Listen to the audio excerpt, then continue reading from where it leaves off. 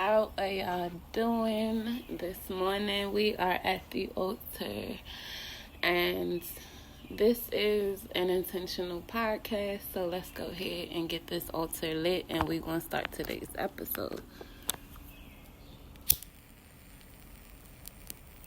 All right. The candle is lit. The spirits are active. So I want to talk about what's been going on in my spiritual journey. So I recently opened up my schedule to do like spiritual hoodoo and witchcraft guidance calls, like one-on-ones. And so many of you have reached out, booked calls with me. Thank you so much for booking with me and trusting me to guide you on your spiritual journey. But something not crazy, but something unexpected happened. So I have a video on TikTok, and I talk about how spirits attach themselves to me. Like I could, just look at a tombstone in a graveyard, even if I'm not in the graveyard physically. I'm going to sleep and I'm having a lucid dream of that spirit. And it's happened multiple times. So, and I don't believe in coincidences. I believe everything happens for a reason. So, I didn't tap into the spirit realm in that way. They just kind of attached themselves to me. So during the journey, this is going to connect, so stay with me. So during my journey of, discovering that I'm meant to teach people my process, and mind you, this is in my actual birth chart. As I'm doing these guidance calls last week, I hear a spirit in my ear, but it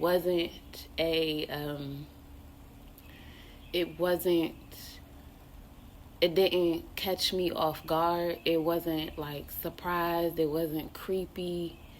It just felt like natural. So my guides have tapped into me while I tap into you. And they have revealed to me that they do this for two purposes: to provide spiritual guidance from the other side on what they need, on what my clients need to do, and also as a form of protection for me, so I'm not tapping into y'all energy and tapping and getting locked in with with y'all spirit team. So it's like a level of protection and a level of help from the other side, which I cannot see. But another thing that they revealed to me is that, I moved across the street from a graveyard. And on Halloween,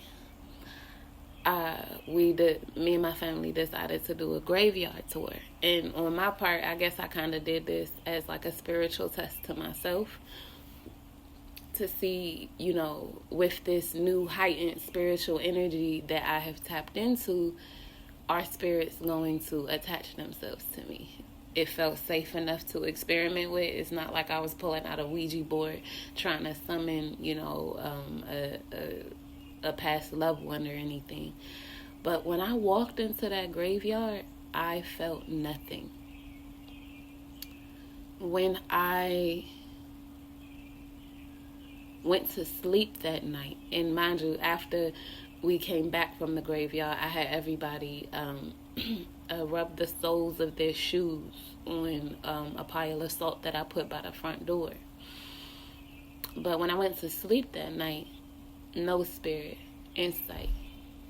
No spirit in sight when it came to my, me dreaming. Because the reason why the experience is abnormal, because I'm not like a real vivid dreamer. Like I don't have vivid dreams. So when I'm dreaming, there is a spiritual connection or a spiritual meaning behind it, because I'm not the one that remembers dreams that I have. So I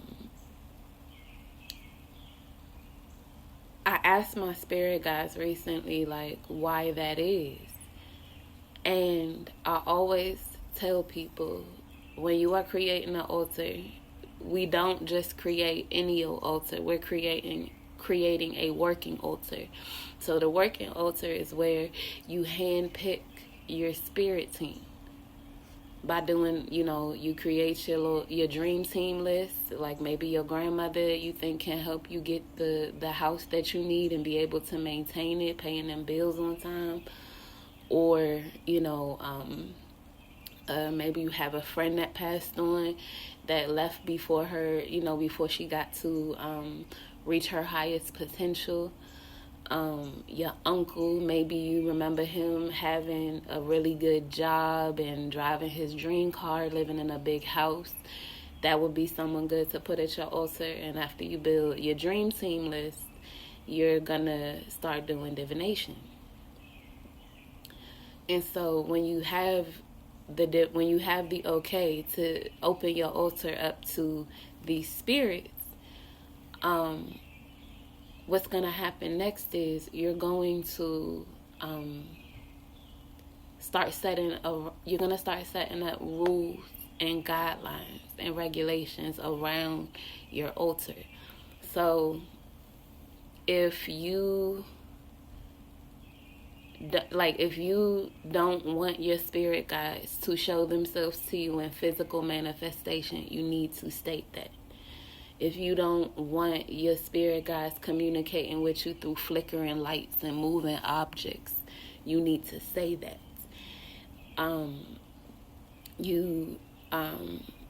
My rules and guidelines are, they're not allowed to sit on my bed. They're not allowed to reveal themselves to me in physical form.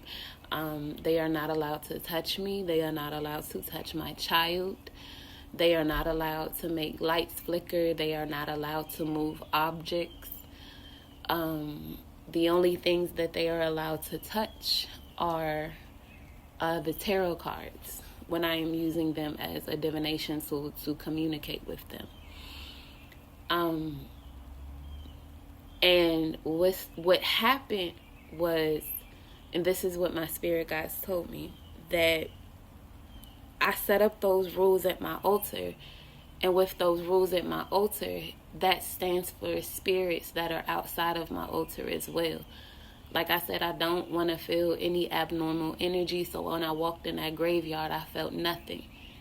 Because if I would have felt something, it would have been abnormal energy, and that is one of my rules and regulations. So when you set up these rules at your altar for your ancestors, and I also need to make a note that when you set up an altar, you're creating a portal in your world to the spirit realm. So if you don't say that this altar is for my ancestors that I have handpicked, that I have personally invited, you're gonna get, any and all ancestors that you are connected to come sit and chill at your altar.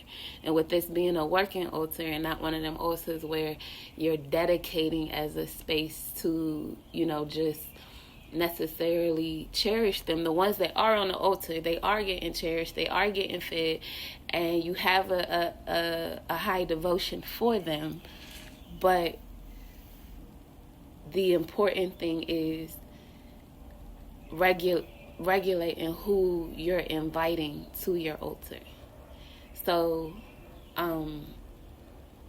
me saying, okay, grandma, my uncle, my friend, or any deity that has reached out to me that wants to work with me, and I have invited them to the altar, if they are not have not been personally invited to my altar, they may not come through that portal. So with me setting up these rules and regulations with my ancestors and with my spirit team, those are the same rules and regulations other spirits also have to abide by. So that's why, since I have set up this altar, I have not had any sleep paralysis episodes where I'm, in sleep paralysis and I'm seeing things.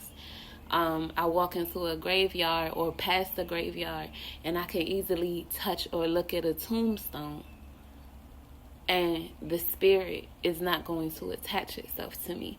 And that comes from you recognizing that you have power and authority in the spirit realm. So hopefully that wasn't like too long, but that was basically what my spirit team guided me to understand. So let's get back to setting up your working altar. So when you are setting up your altar, you are going to be handpicking your spirit team. And when I say handpicking, you're going to set it up almost in a way where it's like maybe an NBA coach or would set up their team. So you're looking at what this ancestor or spirit has accomplished in their lifetime. So if it's a home that you need, you're going to look at people in your ancestry line that have already passed on. You're going to be looking at how they lived, from where you stood or what you've witnessed. Were they able to keep a home? I have my grandmother and my grandfather. Anytime I went to go visit them as a child, I never went to go visit them at a nursing home, never went to go visit them at my aunt's house. They always had their own home, and they were always able to maintain that home.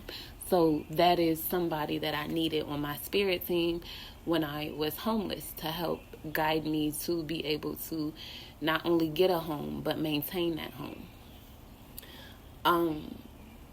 The next person that I put on my altar was one of my uncles. Anytime, I went to go visit my grandmother and I seen my uncle, he always had his construction hat in his lunchbox, whether he was visiting her on his way to work or whether he was visiting her after he got off of work. So I needed a job. So that was who I put at my altar to help guide me on my journey to getting the job that would be able to help me afford a new apartment and maintain that apartment. When I say maintain, I'm talking about getting bills paid on time. I'm talking about if something, was broke inside of the home, like not letting it get worse. And they'll be on, when you put them at your altar for that reason, they won't get on your ass. So it's like, if you got a leaky faucet, instead of continuing to have that leaky faucet, they're going to be on your ass to call maintenance to come fix it so it doesn't get worse. So I just kind of started opening my spirit up to start talking about my journey with working with another spirit. So I work with a spirit who has already passed on, but during their human experience, they were a famous artist. They ran in the same circles as Basquiat and Andy Warhol. If you're not familiar with them, you can go ahead and look it up. But we'll look them up. I'm not going to reveal the name of this spirit because I kind of want to keep that personal.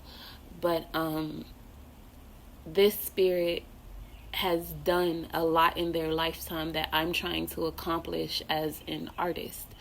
So I created this spell bottle for fame and fortune that is on my altar.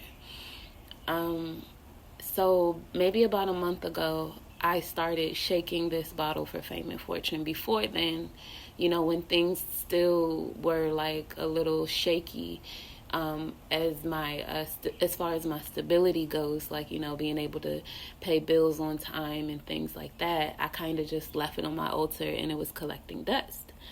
So a few months ago, I kind of jumped out there and I reached out to this art show and, told them about my art and my VR experience. And I think I probably reached out to them twice, once on Instagram and then once on via email. and it was just radio silence. And so I start picking up the bottle for fame and fortune in my art career, and I start shaking it. And the third day of me shaking it, this art show reaches back out to me. And they say, and I quote, "This is unlike anything that we have seen. And we are trying to get, more into the VR space. So we would love to have you, come and, exhibit your VR experience at our art show in Atlanta." And the art show was about 2 weeks ago. And when I tell you, it was like everything that I wanted it to be, everything that I imagined, like, the excitement on people's faces. And I really do believe that it is because I was working with this artist, and the artist that agreed, they agreed since last summer to sit at my altar and help me, get the results that I'm looking for in my art career. And they're doing the damn thing. Like that, it wasn't until I started shaking the jar.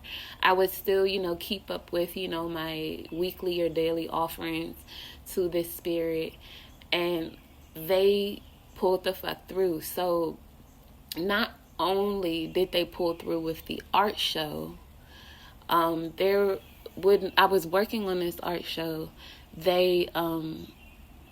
The platform that I was creating my VR experience on got discontinued, and this was 5 days before the show. So I'm sitting on the bed and I'm like, damn, like maybe it's not meant for me to do it yet, and maybe I'm not supposed to jump out there yet. And I felt a push, and at first I thought it was me of course it was me like pushing myself, but it was like I heard something like, "You said you were going to show up for yourself, so show up for yourself and don't give up." So, long story short, I found another platform that I could create this VR experience on. If you go on my TikTok or like my Instagram, you'll see that originally the VR experience was just supposed to be they put on the glasses, and like they can even put their hands like in front of their face and be able to see the aliens were still in the same room. So it was just like you take them off, you don't see them, you put them on, you're still in the same room and they can see them.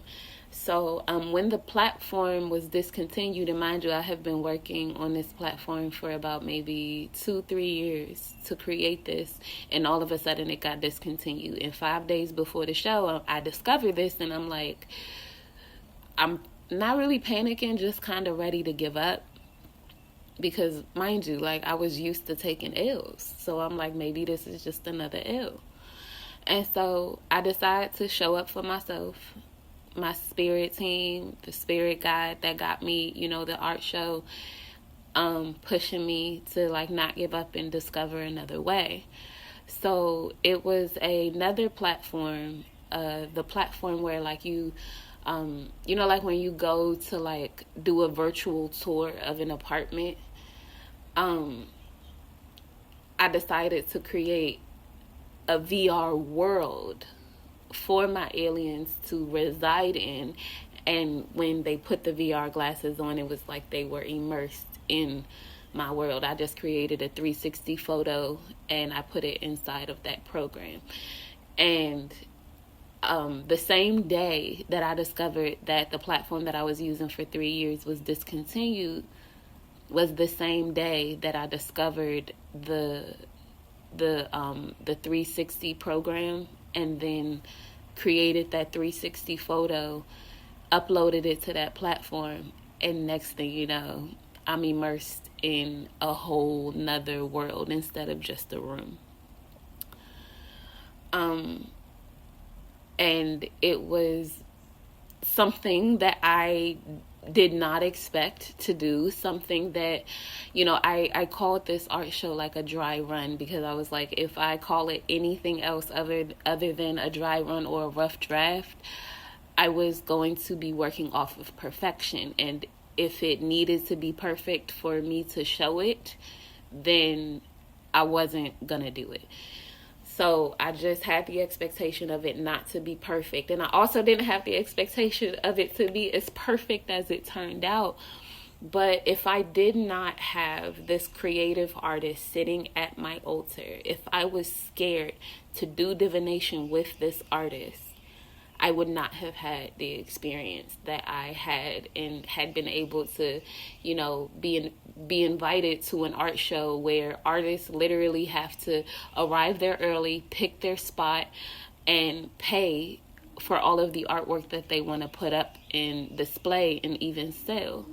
I wasn't there to sell. I was there to exhibit, and I got invited, and I didn't have to pay an entry fee, and they had my space basically picked out and waiting for me. And that was and it was so funny, like a lot of artists were like, that were at the show, they were like, I was wondering what a VR experience was doing at an art show. And then they came and they saw, and a lot of them tried to pick my brain, but I ain't let them do that. I keep my process, close to the breast. But it was an amazing experience. So in this episode, I wanted to show you the results of what it looks like when you create a working altar according to what your goals are. And it's not just limited to you working with people in your ancestry line. As long as you do divination, you got to find the most clearest form of divination. I personally use these tarot cards that I got on Amazon, and the candle's flickering as I'm saying it. I use these tarot cards that I got off Amazon, and they have, not all tarot cards have this, but they have the yes, no, or maybe written on the card. So when I'm doing divination, I knock on the deck. That's like a spiritual doorbell. You can't forget that. I knock on the deck and I call the spirit by name and I ask them, are they there? And 9 times out of 10, you're going to get a yes. If you don't do the knock, you're probably going to get a no, because the cards are a tool and they're connected to your energy, but they're also connected to the purpose, which is being able to connect to the spirit realm. So if there's no one there, your card is going to let you know, well, your deck is going to let you know that there's no one there. So you do that knock, you call the spirit by name, and you ask them, are they there? And you're probably going to get a yes. But the next question that you're going to ask is, can I set you up a space at my altar for you to help me reach my goals? It's just that simple. Just simple yes or no questions. Keep the questions from being open-ended, because then, especially if you are just starting your journey in tarot, it's going to be murky in the communication. So just keep the questions to yes or no answers, and you'll be able to easily do divination. Now, there are oracle decks or other spiritual decks out there that just have yes or no or maybe on them. But I like tarot because I'm building a relationship with my deck. I do a lot of personal readings with my deck. My bad, I had to pause it because somebody was being loud as hell outside. But I'm building a personal relationship with my deck. I use my deck to do personal readings for myself. I'm learning how to interpret the tarot cards beyond the yes or no, the yes, no, or maybe. So it's whatever you feel called to. Even when you just need to use what you have. I've used Uno cards when I was homeless. So the yes for the Uno deck was green and blue, and the no for the Uno deck was yellow and red. that simple. It didn't matter what number popped out. It didn't matter what draw two cards popped out. I just specifically looked at the color. And it wasn't until I got the tarot deck that I started, I realized, that sometimes they could pull out a maybe. And that maybe could be, maybe something was done or said that, the spirit team kind of disagreed with. But then you can dig deeper into your divination with other yes or no answers to figure out exactly what happened and how you can fix it, because spirits got feelings too. So I hope this helped, and I hope you decide, and if you do decide to set up your altar, I hope this podcast helped. This is going to be the first podcast I think we're going to call this podcast Death to the Starving Witch. Just kind of like Death to the Starving Artist, but Death to the Starving Witch. And that is you rising like a phoenix from the ashes of poverty, of survival mode. And we're going to jump into a lot more workings that you could do, and mind you, what I'm teaching my process, I'm teaching my method. This is written inside of my birth chart. If there's anything in my method that you don't agree with, don't try to make it fit. Don't argue with me in the comments. Just go find another practitioner or take what you feel, pulled to do. But there ain't no arguing here, because this is the method that worked for me, and I'm just sharing with y'all. So I hope you enjoyed this episode, the first podcast episode of Death to the Starving Witch. And if you do need any type of guidance, I am available. You can DM me on TikTok, and we can go ahead and set you up a guidance and book you for a guidance call. Sessions are only $26. So and we're at minute 26 as I say that. So let's go ahead and start beating poverty's ass and creating systems that work for us against systems that weren't built for us to succeed. And until next time, guys, peace and blessings.